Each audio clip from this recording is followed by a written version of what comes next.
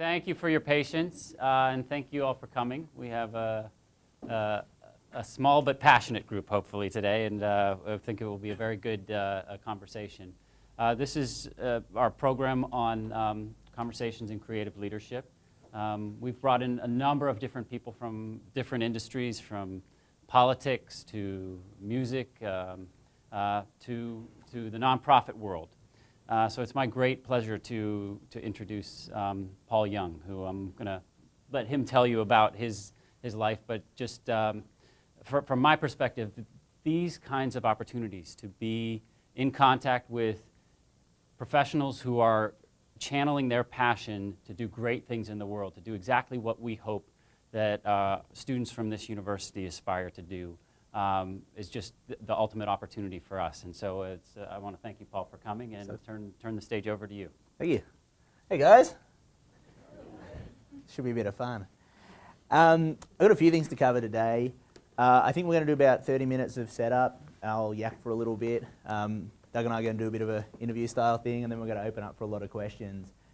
One of the things I'm going to try and cover is a bit of where my path to Charity Water came from, because it's a little unusual. I thought that would be of value to the room. I know we've had mayors speaking in this slide, and it's probably easier to view your path to where I'm at than to a mayorship. I'm sure you guys will get there, but it's a bit closer, so I thought I'd show where my career's been to date. Talk a little bit about Charity Water and what I think makes us different, but I'd love questions on that part. So I'm going to do kind of the gloss over how we operate and how we're different to really every nonprofit, and I hope that we can have a bit of a discussion as we move forward. So kicking us off, I think they always say lead with your best slide. So I have a slide that I use in presentations sometimes, and people like it, but I have to set it up a little bit. So I speak to a lot of nonprofit industry conferences, and a lot of people are interested in the industry about Charity Water and how we operate and how we do peer-to-peer fundraising. And one of the things I'm really passionate about is I hate guilt-driven giving. I hate the kind of giving where people make you feel guilty or sad in order to get you to pull out your wallet. And it's been all too common for a long time. And so the one I hate the most, now I love the organisation, but I hate their advertising. And the one I hate the most is the ASPCA's sad dog ads. Right? People are nodding. You guys have seen this sad Sarah McLachlan song. And so when I bash the ad, and great organisation, when I bash the ad, I want to prove that I don't hate the ASPCA. I care a lot about animals. I grew up in a vet surgery. I grew up on a farm, so I care a lot about animals. I just don't believe in that kind of marketing. So I asked my dad once to send me a photo from the farm growing up to prove that I love animals. So my email said, "Dad, please send me a photo. I want to show people that I love animals." Dad sent me this. As an Australian sense of humour, it wasn't exactly what I was looking at. It wasn't exactly I love animals. But this is my upbringing in Australia. That's the first part of the story. Moving forward, after I grew up in Australia, in Sydney and in the country, I went to college in a town called Bathurst, which is about 3 hours inland from Sydney, little country college, kangaroos hopping around, not too much going on in Bathurst. Studied public relations and communications there. Had no idea what PR was when I finished high school. Had done a ton of stuff as a high school kid trying to encourage people to give blood, and didn't realise it's really hard marketing to encourage people to stick a needle in their arm and suck out bodily fluids. So the guy that I've been working with was like, "Oh, you should try out this PR thing, it makes sense." And in my very first scholarship interview at Bathurst, I told them that there was two things I'd like to do in my career, and that's work in sports or work for a good cause. And while I was there, I got really passionate about online communications, which I hadn't seen coming. I started learning a lot about communications theory and two-way communications, and about how the command and control structure of how organisations communicated with publics was breaking down, and the internet was enabling people to form deep relationships with organisations and talk back, and gave everyone a voice, and found this stuff incredibly exciting. So that's what I did my honours thesis on, and that's what I started researching. And in Australia at this point, this is about 8-9 years ago, people weren't looking at social media stuff at all. One of my jokes about it is, in Australia at that point, people thought a blog was something you did in a toilet. And for me, it became a big part of what I was really passionate about, but at the same time, I was doing the sports stuff I got really excited about. So my first job out of college, we have a really famous car racing track at Bathurst, and I'd done some internship there. So my first job out of college was working with this guy, Brett Crusher Murray. I had to find a great photo of Crusher. I think you can tell his personality here. This was shortly after our driver, Will Power, got pole position at the Lexmark Indy 300. and got involved in very traditional sports PR, essentially getting race cars photos in the paper. So we were up here in Gold Coast, Australia. It's like the Miami of Australia. My full-time job was cutting around with motorsport cars. Had the coolest job a 23-year-old male could have, or so all my mates thought. And in my spare time, started blogging.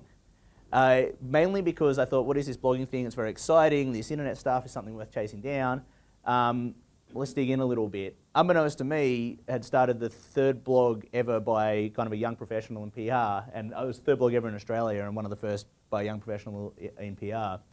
And the thing I found was that the time I was doing at night, writing about communications and learning about Clue Train Manifesto and all this new internet stuff that was emerging. This was, Facebook wasn't in Australia at this point, YouTube hadn't started, Twitter hadn't started, was becoming very exciting, becoming my biggest passion, and I was connecting with all these people around the world.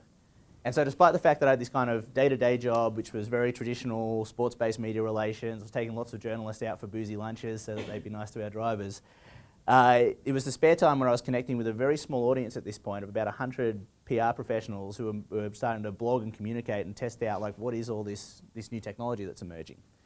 Now, the biggest thing that really kicked off at that point that took me to this new level of awareness was this thing called the anti-astroturfing campaign.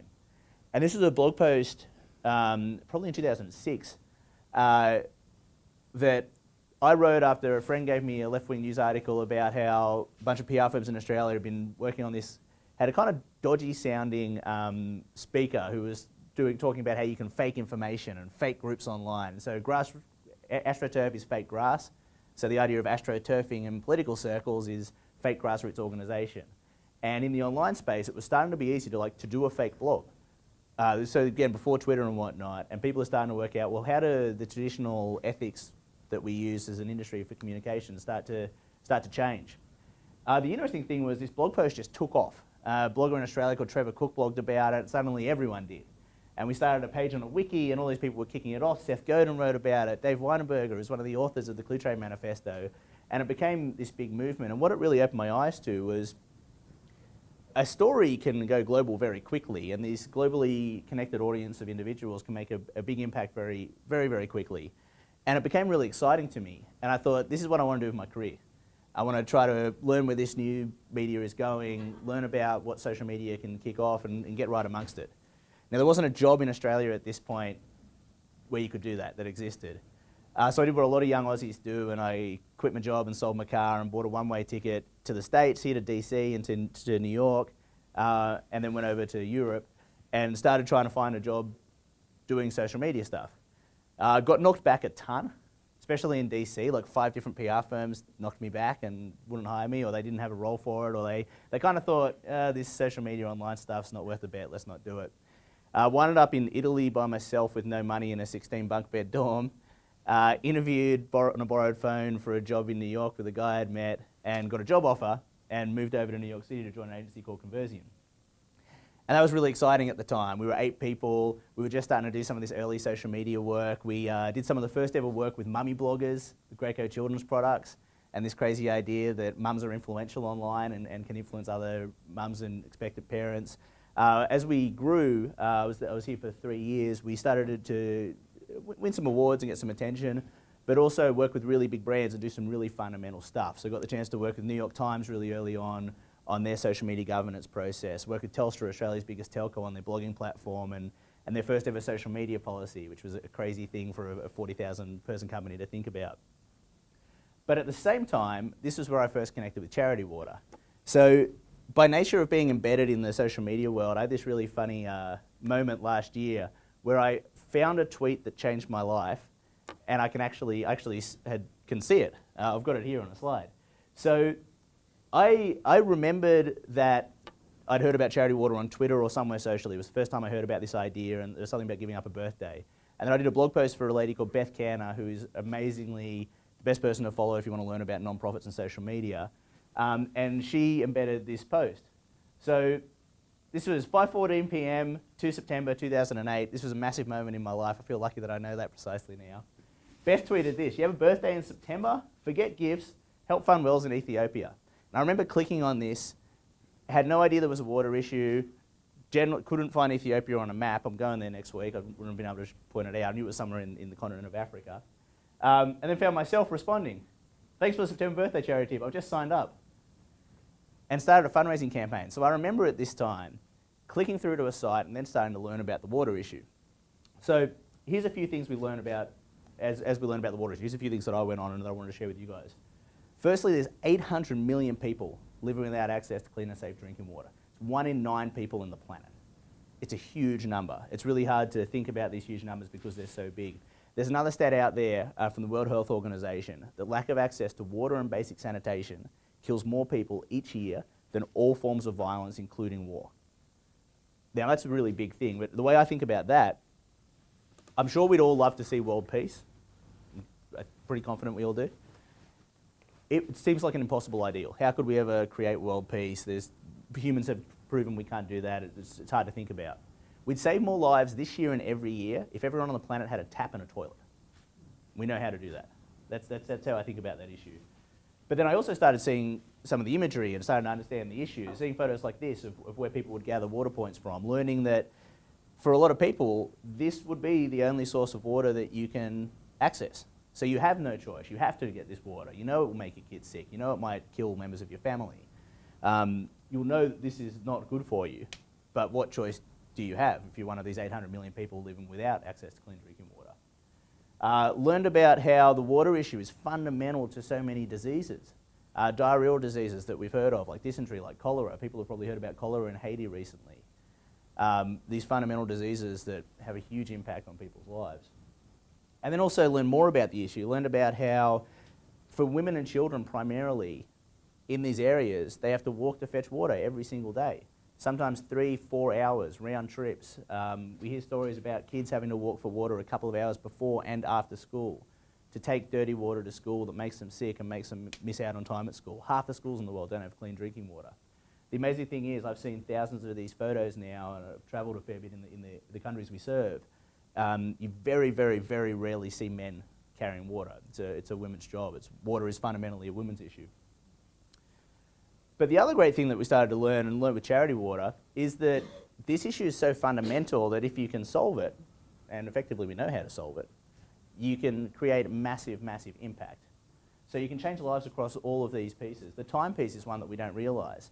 If you're a woman who has to walk for water every day, you're essentially a slave to that job. It's a job you can never, ever, ever take a day off from.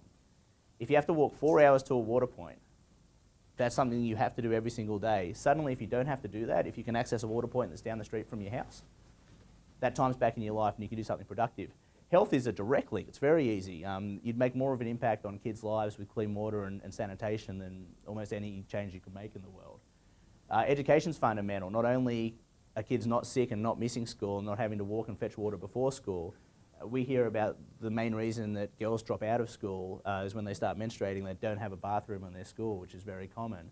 They'll just not go to school for periods of time every single month. And also, with that time that they've saved, suddenly people can be productive and can be richer and can do something with their lives. Now that they don't have to job every single day they can never take a day off from. And so as I started to learn about charity water, and this is while I was still working for an agency at the time, and this is why this organisation became my favourite charity before I ever got a chance to work there. I started to learn about how simple the solutions were.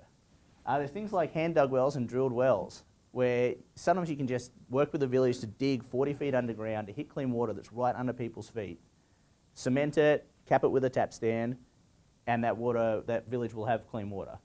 We're doing these cool things in Cambodia right now. My team's out there at the moment called biosand filters that are these small household units. They've got gravel in them. You pour water in the top. It goes down through these special gravel, comes out clean, comes out chilled. So you get nice chilled water in your house instead of having to drink from a swamp that might make you sick. So all these solutions, there's a range of them, but they're completely doable. And when a village has access to these solutions, so much changes. So this is one of my favourite photos. It was my desktop background for a long time. It's from a village in Ethiopia. I always try to imagine when I look at this photo, if I'd lived my entire life in this village, and every day for my entire life, my family had to walk for water. I probably wouldn't have done it. My mother and my sisters probably would have had to walk for water every single day. And then suddenly, one day, this $1 million drilling rig rumbles into town. For about 3 days, there's workers, the pipe's going down underground, 30, 40 stories. All of a sudden, it hits a water table, and there's fresh water for me, for my family, we can access straight away. I just can't fathom how much of a change that is for these villages, and that's been one of the things that from day one inspires me for Charity Water, and I think inspires most people to join our cause. The other thing that really struck me when I first heard about Charity Water that got me really passionate was just how cost effective this is as well. We find on average, a $10,000 well can serve a village, and there's a whole range of solutions. Village in Cambodia with biosand filters is $5,000. You can go from a $60 for one biosand filter through to $10,000 for a well, through to a $200,000 spring protection system. But on average, what we find is about $20 to $30 can give one person access to clean drinking water. 20 to 30 bucks can provide all that fundamental change. So this was the first things I started to learn about the water crisis, having no idea that it was out there. Also uncovered one of the biggest marketing challenges we have at Charity Water is that in the developed world, we typically hadn't seen this. I was not alone in having no concept this issue existed for 1 in 9 people on the planet. So we've got to cut through that. But it also unlocks the power of word of mouth and individuals marketing. So to go back to where I started with the tweet from Beth, so there was this idea of giving up a September birthday, and it was a fundamental one for Charity Water. We started with a birthday party in September 7 years ago. Our founder had been a nightclub promoter, so a lot of his professional experience prior to Charity Water was in party throwing. Threw a birthday for clean water, went and built 6 wells, then thought, how do we scale it? You can only make one party so big. So we had this simple idea of saying, if you're born in September, give up a birthday, ask for donations instead of gifts. Every cent you raise will fund a water project, and you'll see where it goes. So I set up a page, emailed my friends, thought, I don't know if anything will happen. And to my surprise, people gave. And tweeted a couple of times, and a guy in Boston I didn't know, but he followed me on Twitter, donated $300, and I was amazed. I thought, this is so powerful. Never seen this before. A fellow called Pete Cashmore has the same birthday as me. He's younger than me, which I really struggle to grapple with. There's always someone who is much more successful but younger. It's Pete Cashmore. He'd started a little blog called Mashable at the time. 2008, Mashable, I think probably had a few hundred readers. We both fundraised that day and produced a well that Twitter built. And I had this fundamental, almost shock, as I was working with big corporations to start to grapple with, what does a corporate blog mean? I don't know if this Twitter stuff matters for my business. That 2 of us, Pete, actually 3, and one other young lady who was fundraising, had raised enough money just through doing some of this web stuff, which 2008 was pretty edgy stuff, to completely change lives in a village and completely change a community. So from this moment, I'm hooked on Charity Water. I love them. I'm a for-profit guy though. Charity Water at this point is a crazy startup with about a really passionate founder and about 10 staff and a lot of interns and volunteers trying to work out what works. Funny thing was at this point, we were only fundraising in September with birthdays. It worked really well. It just took us about 4 years to work out the people who have birthdays outside of September. Trying to work out where to make the right bet. So 2009 rolls around, and things got a little bit deeper with Charity Water. This was the next time that I personally got to connect with them. I heard about this thing called Twestival. So Twitter has just came on the scene at this point. Twitter was, the first tweet was sent by Jack Dorsey about 7 years ago. They just had their birthday, it's March 21. So if you were on Twitter in 2008, you were very weird. I was. But it was kind of a strange thing that why would you tweet? And in 2009, it just started to grow a little bit more, but Twitter was still unusual enough that this idea called TweetUp started to emerge. TweetUp is actually a term coined by a guy called Scott Money, who runs global social media at Ford now. I was lucky to be with Scott at, I think, the 3rd or 4th ever TweetUp in Boston, which was a totally random different thing. But because of this idea of these online communities starting to emerge and people starting to connect and form real relationships and wanting to get together, this idea called Twestival emerged. And again, we started to see the power of how one person, with the amplification of the web and the amplification of social media, can make a tremendous difference. So Twestival was a movement started by a young lady called Amanda Rose, actually her there in the blue on the left of that video still.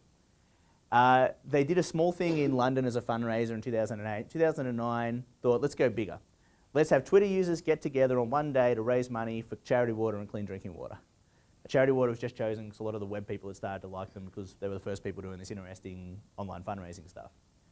So a mate of mine asked me to help organise the New York thing. I think I said no at first. It sounds terrible. It's a bad brand name. And then he said it's for Charity Water. And I thought, oh, I love them. Let's get involved. The New York party wound up being the biggest one because Charity Water was there, so we could harness that asset. Threw a party in a nightclub in the Meatpacking district that I've never been back to because I'm a dive bar guy. And 108 cities got involved. and all fundraised for Charity Water, raised $250,000 for clean drinking water in Ethiopia. And then what Charity Water did was they took Amanda to the field immediately, started drilling wells with the funds that were raised that week and pushing out videos of things happening. So we'd been to a party on the Thursday, and then a week later could see these wells being built and could see lives being changed in Ethiopia on the ground, and it was this phenomenal moment of connection. And then so for me, at this point, I'm like, I love Charity Water, I'm wearing the wristband, I'm going to give up every birthday forever, this is what I do with my spare time. And in 2010, the business grew a little bit and they decided to add someone to lead digital, and I think that 5 different people emailed me straight away and said, do this job, you love these guys. Started with them then and have been with them since, trying to grow the business. So that's a bit of my background to here. I'll talk a little bit more about our business and how we're different and get into more of the fundamentals. So here's where we are 6 years in. Raised over $90 million so far, and we've brought clean drinking water to 3.2 million people around the world. That's from a standing start, that's from zero in the bank account. That's been through raising 75% of our funds online, which in the non-profit space is completely different to anything you'll see. There's really 3 major drivers, I believe, at the simplest level for where this has come from. First is 100%. We have a 100% model where every cent we raise we use to directly fund water projects. So there's 2 bank accounts. One bank account pays for ink in the office printer, staff salaries, travel, anything that doesn't a water project. And then the other bank account, everything we raise online, any gift that people give, goes 100% to a local partner in one of 20 countries to build water projects on the ground.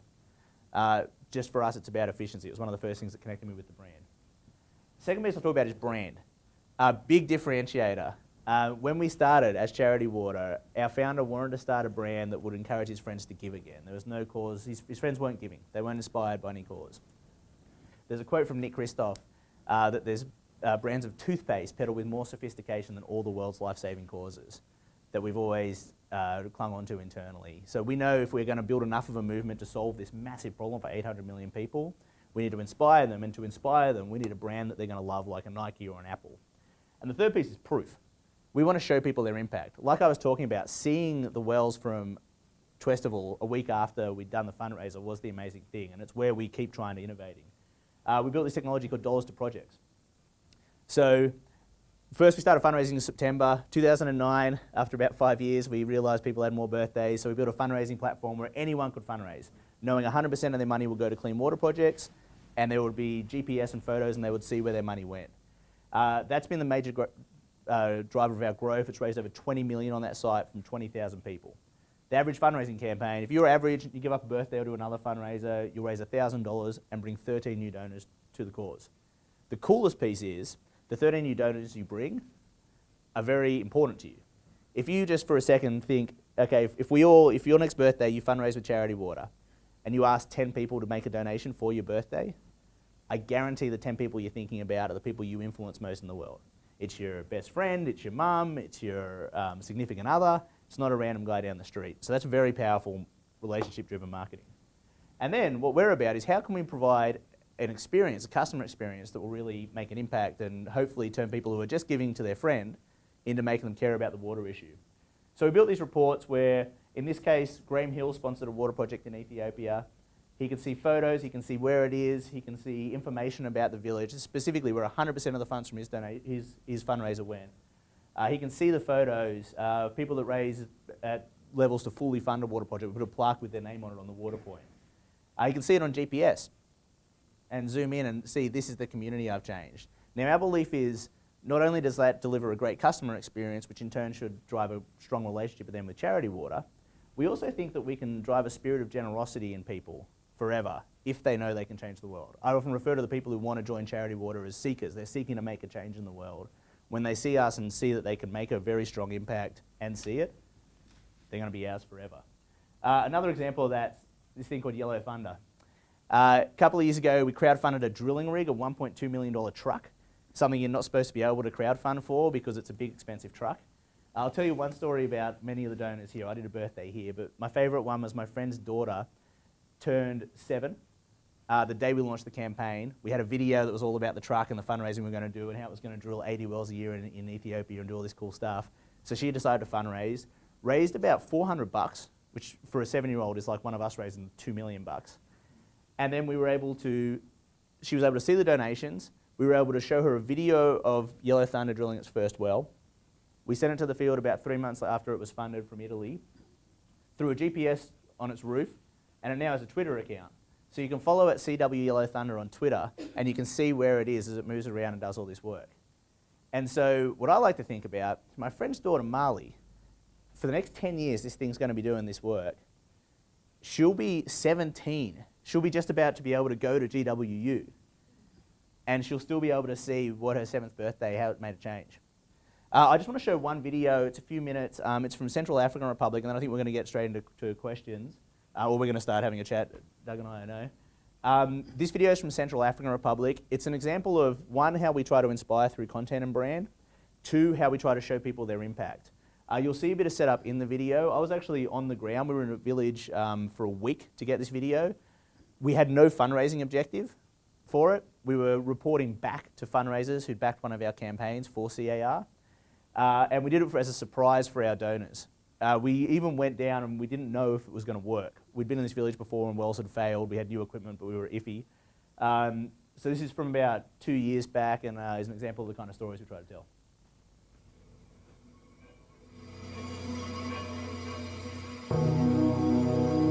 Last September, for Charity Water's 4-year anniversary, we launched the September campaign with driller Jim Hocking to bring clean water to all of the Bayaka people living in the Central African Republic. Now, on our anniversary on September 7th, we came here to the village of Mwale to drill the first well of the campaign and broadcast our success via satellite around the world to our supporters. Now, it was going to be an amazing story. Mwale had been waiting for clean water for over 10 years.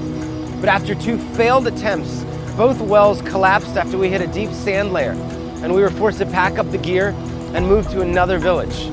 We knew there was clean water deep underground here at Mwale. It would just be a matter of time, talent, and money to reach it. We made a promise to the people that we would be back, and this morning we're here to fulfill that promise.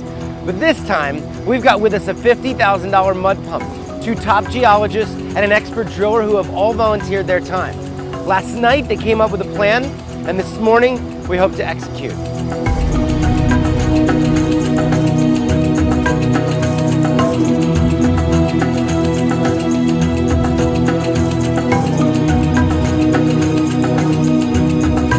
It's been a long day of waiting. We were down here at 8 o'clock this morning. Stuart and James asked to take a look at the old collapsed well. We took off the lid, dropped the meter down there, and found 50 feet of water. We talked about it and really feel like the geology is stabilized enough that we possibly can fix this well. So we ordered the test pump. The test pump is here. We're ready to drop it down the hole. We're going to test the yield of this well and see if it's possible that we can fix this and make it usable.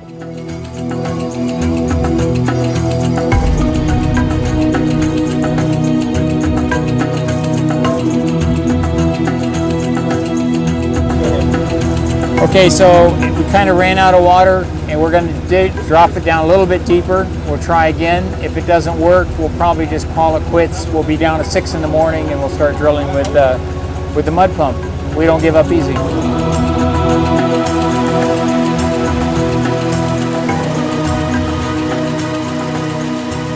It's the end of another drilling day here at Mwale, and the ground is still winning. It's been a difficult day. Today was spent pulling up 240 feet of PVC casing. So imagine a 24-story building underground, then going back down with 240 feet of drill stem to try and open up the hole, this time using this new mud pump, creating a slurry so that hopefully the sand does not cave in on the well and the well can be developed, a pump can be put on. It's night, the lights have come on. Marcelin and his team are continuing to work in the rain. To give the people in Mwale clean water. Really, the story of the day is just determination. Jim, Marcelin, the volunteers who have come out here will not stop until this village has clean water. This has been one of the most difficult wells Jim's team has ever done in this country, and it's not over yet.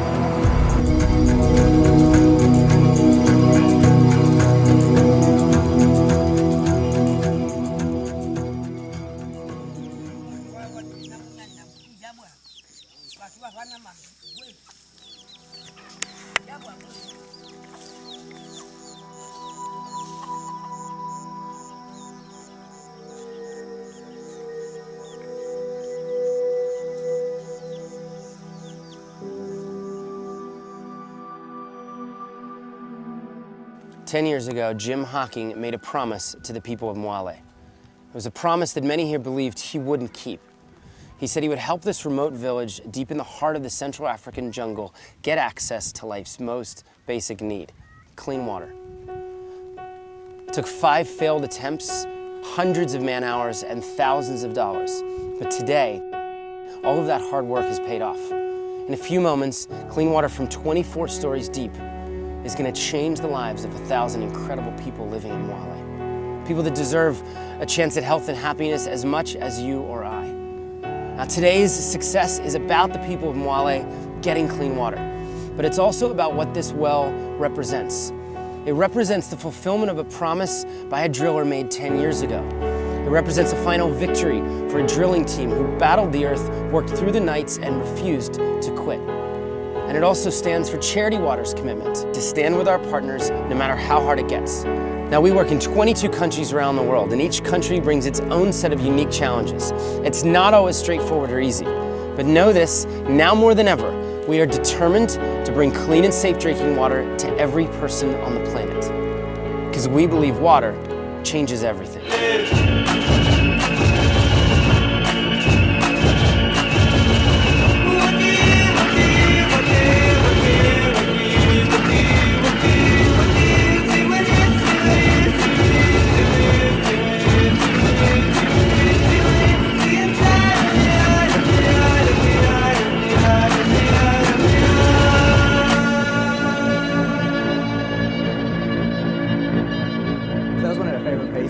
It was a finalist in the Do-Gooder Awards that YouTube puts together 2 years back.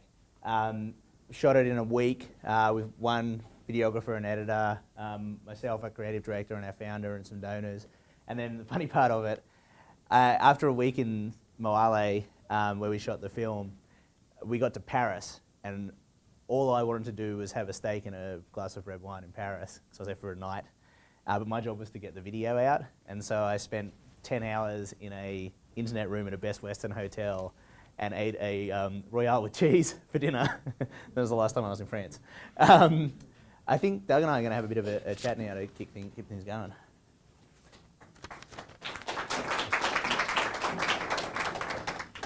So, wow, that was really inspiring. I have to tell you that you know, I'm someone who likes to come to work and be inspired every day, but now I want to come work for Charity Water. So, no, it's amazing stuff you guys are doing, and it's a great life story you have in terms of just what the arc of your career trajectory has been and how you found your way there. I'm going to try to mix things up a little bit between some kind of more technical questions, but also some personal questions. I hope you don't mind, and then just leave enough time to throw it open to the audience. Okay. First thing I'm curious about is, so I'm afraid to sound a little stupid in terms of how crowdsourcing and everything works, but to be honest, I don't totally understand it. Can you talk a little bit more about some of the details of how peer-to-peer fundraising works on the internet? Yeah. It's, you know, I hear the words and I know the terms crowdsourcing, but I'm just not even sure I totally understand it. Yeah, it's emerging, but the trend is pushing really hard. So in the last 5 years ago, crowdfunding didn't really exist. As far as having a web platform where an individual or an organization could set something up and accept donations and then funnel them towards something. You would see charities do like direct appeals where there might be a, you know, give for X, or there's been a bushfire, let's give for support. But giving that to their donors to allow them to go out and raise was a big differentiator. One of the ways we talk about it is how to encourage people's ability to give, raise, and influence. So if people just give, that's great. The average donation size online is about $80. Every charity wants donations, that's how they operate. But what we find is the average fundraising campaign is $1,000. So it's many multiples bigger. And then fundamentally it's about influencing others. So if you're fundraising, you're out there talking and getting people to come and give and connect. So Charity Water was a really early leader on it. Now it's becoming much more common. In the past few years, we've seen a number of different platforms arise, like CrowdRise and Rally, where anyone can start their own fundraiser for a specific cause and run a marathon or jump out of a plane or do these amazing things to get people to give. For us, we built our site in-house. It's very, very simple. It's essentially a bunch of landing pages you can set up in a minute, have your own photo, your own mission statement to personalize it, your own URL. So essentially it's your campaign within our website. And you know that when the donation's processed, every cent of it will fund a water project and you'll see results. Because we get a lot of inspired people by content and by people being good, we've seen people, about 40% of our fundraisers give up a birthday. It's the most common thing, and we've had everyone from Justin Bieber and Will Smith do it through to little kids. What does it mean to give up a birthday?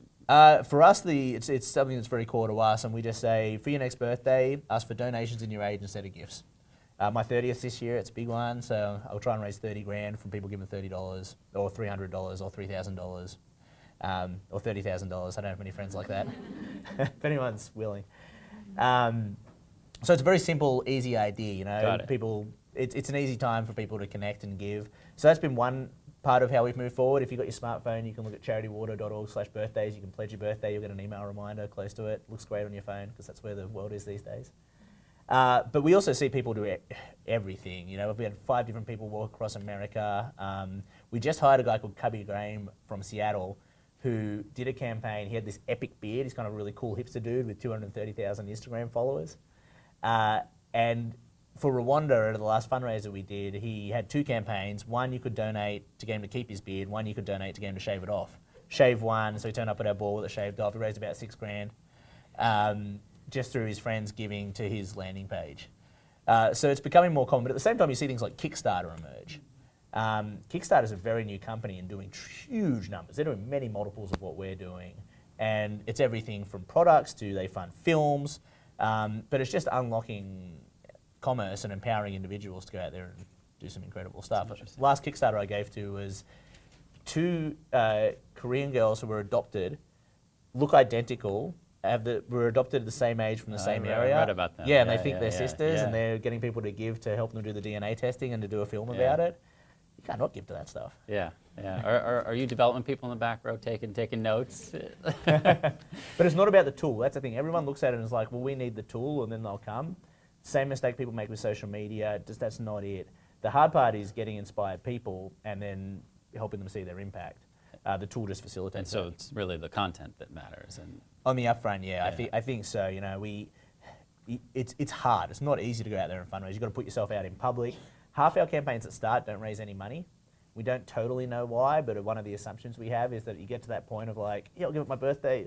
Oh, I've got to ask my friends for money, and what if no one gives and I look like a failure? But if you're inspired, you'll fight through that. Right, right. So you said also at one point when you started that you're a for-profit guy. Yep. Which I'd like to unlock that a little bit. Yeah. I'm curious as to what that means in terms of another thing you said to me earlier, which is, you know, I referred to you as a nonprofit or a charity. And you said, well, actually, we're trying to become a social media company. Yeah. And then I'm also curious about those 2 bank accounts. So if 100% goes to this, where does the other piece of the money come from? And so if it's not too personal inside the company, I'm curious just how the business model to flesh that out. Yeah, absolutely. So it's interesting. At Charity Water, the culture is we're a startup. You know, our peers and a lot of the people that support us the best are some of the biggest startups in the world. Like yesterday, I was meeting with Spotify's first CSR lead. You know, they're a new music solution, and who knows what we can do together. I was just with the Case Foundation down the street before I came here, and they're trying to encourage Americans and influence a new approach to philanthropy. So in our offices, we look like a tech company. If you visit a lot of the tech companies in the world with about 50 employees, that's what we look like. We're staffed that way. So someone wrote a blog post the other day and analysed our job description. It was like 25% of your staff are digital focused, because we've got my department and our creative department. So we've got web designers and software engineers. We're hiring 14 coders this year. If you don't know any software engineers who want to change the world, send them my way. So that's very unusual, because typically in the nonprofit industry, more traditional development, you know, you take a lot of people to lunch on the one front, and you have a small amount of major donors, and you probably have a big budget from direct mail, and it's demand driven and it's postage. We never do direct mail. We don't issue press releases. We don't have many staff on the development front. We have 400,000 donors, which form a long tail, where we do have big donors that support us in a more traditional sense, but the growth and where we're trying to go is all digital, all online, and you know, we think our average donation size will be like $80 for a long time, but we'd prefer to reach our fundraising goal of $100 million in 2015 with 500,000 donors that year than with one donor writing a $100 million check. That would be our preference. Right. On the business model question, because it is a little confusing. So essentially when we started, that was just a simple idea from Scott. It's very hard.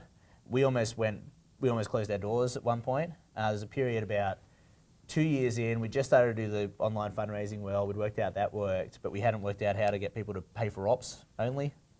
And we had about a month left of money in the bank to keep the business running. But we had a lot of money to give to partners. But we were never going to take from that budget to fund the staff and just keep the business running. And Scott cold emailed the top 10 social networks at the time to their founder, like Mark at facebook.com, and said, like, want to have a meeting? And one guy responded, it was a guy called Michael Birch, who founded Bebo. Met Scott twice. Scott thought the meetings was bad, and then Michael wired $1 million for operations and saved the business and has been our biggest donor since.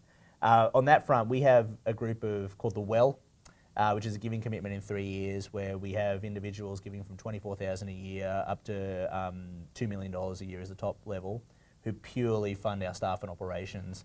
And that's a lot of the tech world elite, and it's a lot of people who are giving because they believe in us building this vision and they want us to try to go out there and reinvent charity. So they're excited about funding our staff, funding this thing we're trying to build, to see if we can scale like a tech company, which has never been done before in the nonprofit space. Interesting. That's great. I have both of my parents work in the nonprofit world, actually, in Washington, D.C., and seeing how, I hate to say this, but sorry, Mom, how dysfunctional their organizations are in terms of how that actually works. They're based on the model that you're talking about, so it really would cut a new path if you guys are able to do this. It even fits the background of a lot of our staff. You know, I come out of agency world, and I probably wouldn't be at a nonprofit if it wasn't Charity Water. My boss comes from Twitter and Google. We've got coders coming from tech agencies. We just got a guy from Google. Like, this is the kind of people we have in our organisation. So there's not that many people with a nonprofit background. It's our program staff and some of our more traditional fundraisers. Right, right. And I mean, one of the things that we like to do with this particular series is talk about creative leadership and how creativity influences lots of different career trajectories and different jobs, whether it's politics or being a conductor of a symphony. It sounds like you've had a tremendous outlet for how to both create in terms of new business models, but also there's a very creative side to the business in terms of your content and aesthetics. Yeah, very, very strong cultural aspect. So from the point that we're trying to build an epic brand, if we could achieve our goals and be boring, I don't think our founder would be very interested in doing it. We'd probably lose a lot of our staff if we did just the proof and just the impact reporting, because that's a pretty good business model. But creativity runs deep at Charity Water, so we have a very strong creative group. We do a lot of stuff just for brand because we believe in the power of brand. So Valentine's Day, we made a video with our staff where we made Valentine's cards for donors. I made one for Jess Beale. And we pushed that out and people loved it and it got shared all over the place. We had it on a billboard on Houston Street that someone donated. But we purely did that for a brand reason. Back in 2007 was our 5th birthday. Oh, sorry, no, 2012. Time flies. But for our 5th birthday, on our birthday, we weren't in the field drilling a well because it was when we were funding the drilling rig.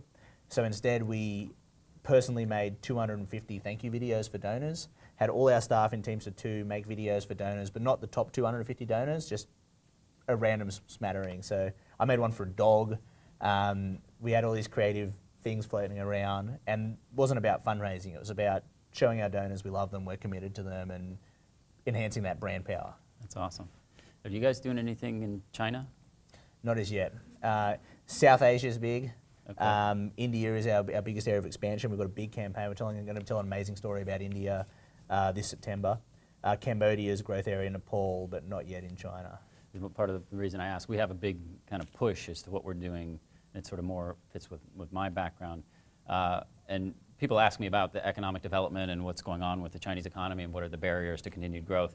And there's the standard set of barriers, but most people don't realize that China is in a major crisis in water accessibility as well. And so it's just, when you say that number of 800 million, it's really striking just how pervasive this problem is around the world. Yep. I mean, it's really an amazing thing. What can we do to help? What we want people to do is to get excited about the cause and absorb our content and hopefully get inspired and love us.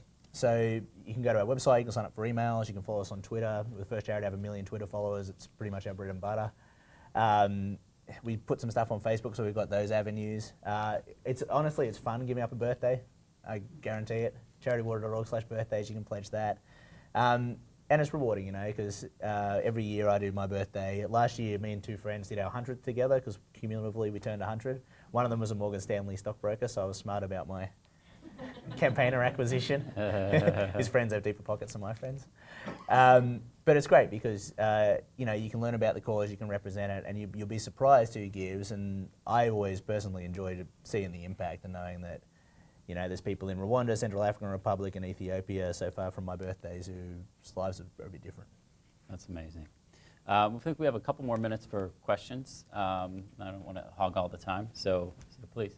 Mine goes to the mission of Charity Water. And one of the things that I went on the website beforehand, I saw this video, but it's amazing that water can change people's lives. Mhm. And I'm wondering, do you have any videos, or can you speak to what have been like the aftermath after you actually do a project? What have been the economic benefits for the village? What are women doing with their time that they've saved? Mm. Because I know that sometimes I just think the remote areas and jobs aren't there. You know, it goes into Yep. a larger issue that needs to be addressed. But I'm wondering, you know, what have you seen as before and after? Yeah, you touched on a few really good points about just, you know, the whole issue. I'll respond with a few things. We haven't done really detailed studies on it, just because we have 50 staff now, and for a while we had 20, so we keep our nose to the grindstone a fair bit. But there's been a lot of work over a long period of time from World Health Organization and World Bank, big groups, and us that show this economic impact of the water issue across various measurements. What we're trying to do at the first level is measure water output for sustainability and purposes. So probably the coolest thing we're working on now, which I didn't touch on, last December we were a recipient of a Google Impact Award. Google's granted us $5 million to develop remote sensors for our water points. So we built 7,000 water points to date. Our goal is within 3 years to have 4,000 of them with a remote sensor on it, so that we and our partners, and eventually our donors as well, will know if that water point is pumping, which means that we can ensure fixing problems quickly, that there is access always, and that those things can change. The third point is there's so much that can transform when the water point comes in. So Moale, where that last video was, you know, to get there you're driving nearly 20 hours through the rainforest on forest tracks, and there is not much around. But the first point before you can start talking about agriculture and getting people time to go and plant seeds or do some farming is to take the time back in their life and keep them healthy. One of our programs lead came out of the World Bank, and he once told me, water access will make people richer, sanitation will make them healthier. And that was an interesting combo. I think both do both, but he was like, if you have those two together, that's the big change. And there's one more story that I didn't get to tell. It's one of my favorite ones. We have on the website about a woman called Helen. And one of our programs officers was in Uganda several years back, and visited a village which now had a charity water well to see how things had changed. And she was trying to go in there and sneak in, basically, so that people wouldn't just act like they normally do. And Helen and her friends knew she was coming, so she got like mobbed when she arrived, and they're dancing on the road. And for some reason Helen drew her in and had this certain charisma, and so she started talking to Helen, and Helen asked her how her life had changed, and Helen told her, well, before, how to make all these choices. You know, I'd have to walk to fetch water, I could only carry so much back, and you know, me and the family, the kids would need water to drink, we'd need to cook our meals, I'd need to wash the school uniform, I'd clean the house, I'd clean my husband's clothes, and she'd always put herself last. And she said to Becky, and the point of Becky's story, now that I have so much water, it's so close, now I can do all that and I can bathe. Now for the first time I feel beautiful. And Becky was like, I don't know where this fits on my development report about a woman who for the first time feels beautiful. The cool thing about that story is when we posted that, we just sent it out on an email. It went massively viral and was such an indicator to me about how people are good and want to pass around stories that are good. They don't want to feel sad about a sad dog commercial and give $20. So it's a big issue. There's a lot into it. Right. Is that something that you're hoping to do? Because I can see that having water means having irrigation, having agriculture, having food, having time. But is that something that you think is important for charity water to actually measure and show is the before and the after?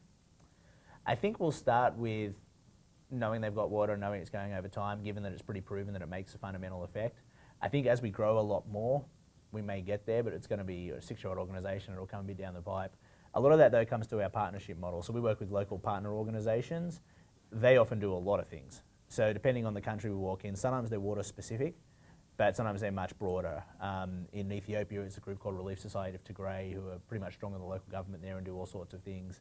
In other countries, it's someone like a World Vision, who have services across the board, and we provide the water and sanitation component.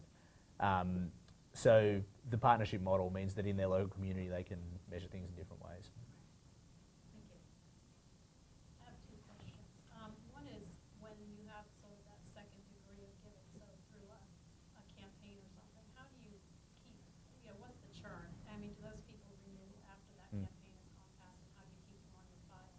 And then the second question is, what's next? I mean, technology is moving so fast. You guys are so far ahead of most nonprofits, but what's the next thing coming? Yeah, on the first one, so it's very true. Most people who are giving, of the 400,000 donors, are giving to a friend. First and foremost, like Justin Bieber's mum did a campaign this week. She raised $15,000, Patty, and brought a lot of new donors, but I don't think they are probably super into charity water yet, because the time on page is pretty low and they're bouncing around. But therein lies the opportunity, because with an average of 13 new donors, if we can convert just one of the donors into a fundraiser that is average and will bring 13 new people, the growth is potentially astronomical.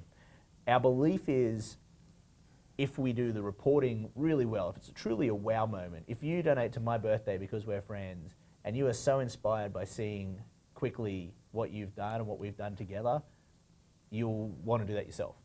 I often say, if we can build a product that's better than having a normal birthday, and I think we're really close, then we win. There's 300 million birthdays in America every year.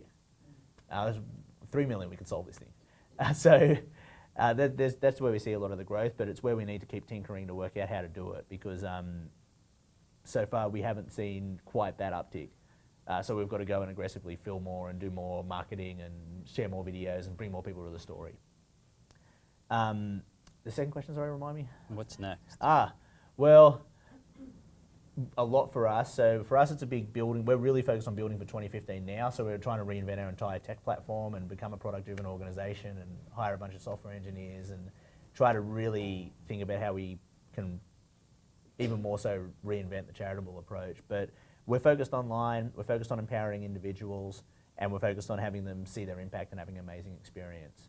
So how can we give them more tools so that the average fundraising campaign might be $2,000 or $3,000, 20 donors? And then how can we provide such an amazing experience that 5 of the 20 donors wind up converting? And then, I don't know, the biggest thing we're always thinking about, right, is this is where everything's going.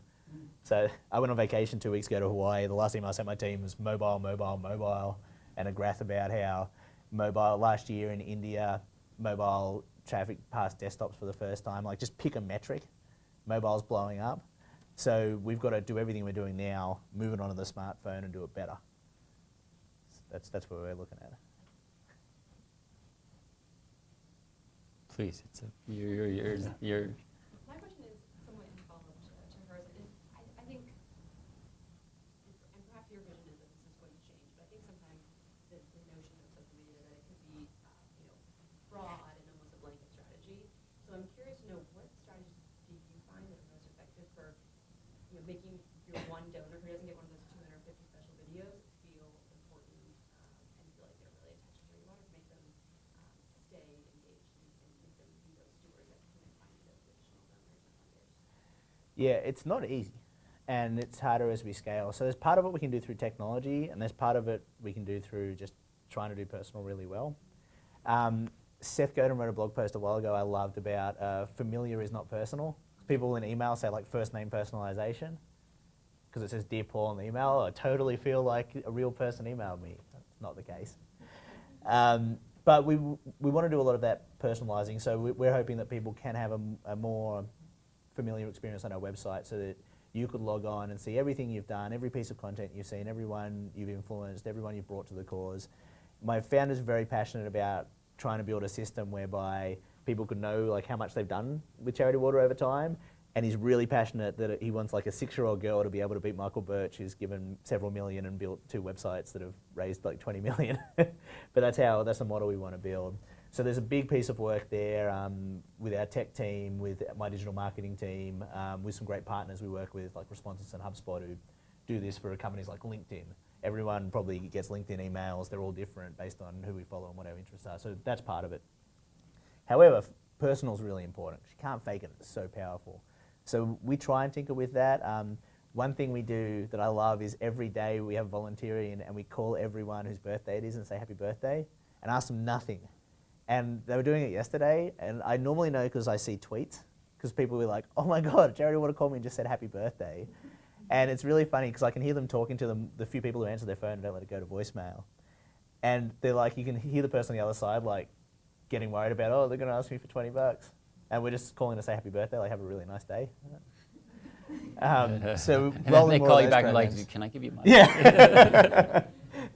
So some of that stuff rolling out. We're working on trialing a citizens program where how can previous funders, fundraisers who've been really successful, because you can't ask your friends for money all the time or you won't have many friends left very quickly. I think I'm right at the point where I can't talk too much more about my work with my friends.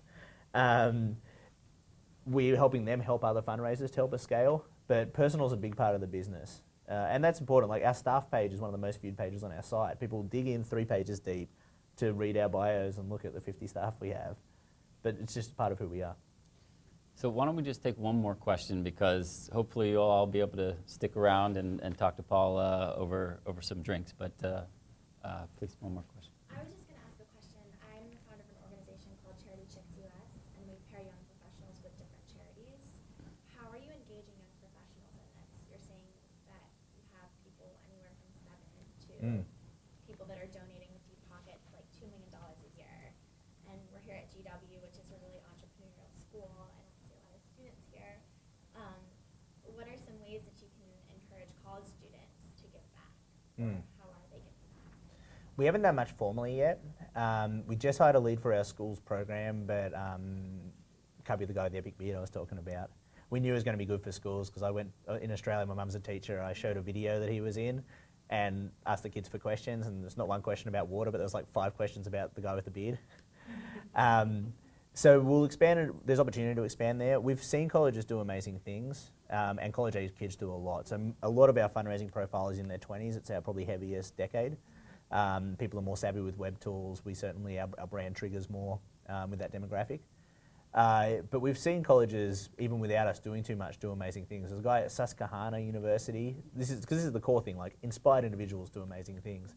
This guy called Brian came to our charity ball. It was his Christmas present from his family to travel up and send him to our ball, and then copied it and did a small scale in like their kitchen cafeteria. And we did this epic production, and he we did these big glow walls, and he did something with glow sticks in a water jug and all this stuff. There were some students at University of Texas who talked Google into giving them $1 for every review they drove on this hotspot service and raised 40 grand. So we see this stuff happen organically because of the word of mouth piece. Without us laser focusing on how do we get more out of this, but it's all upside. Well, I'm a GW alumna, and I'd love to see this kind of start here. Cool. I think it would do great. Well, why don't we Let's talk? do it. Let's find a way. Have cards. Good. Well, thank you. I know there were several people with other questions, but maybe we can just take it out Yeah. outside. So I want to thank you so much for coming. Thank you It's so much. incredible. Thank you, everyone.